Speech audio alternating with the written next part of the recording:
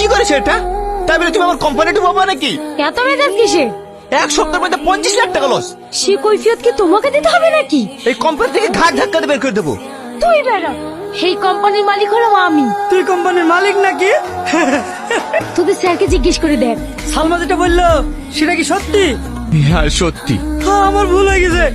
একে এখান থেকে ঘাট ধাক্কা দিয়ে বের করে দাও। আমি ধরে গেলে হাত জোড় করে অনুরোধ করছি, আমি এই কোম্পানির তিলে তিলে তৈরি করেছি। ওকে নিয়ে যাও। এই ওর নামে যেমন কোম্পানি লিখে দিয়েছিস, আমার নামে এই বাড়ি লিখে দে।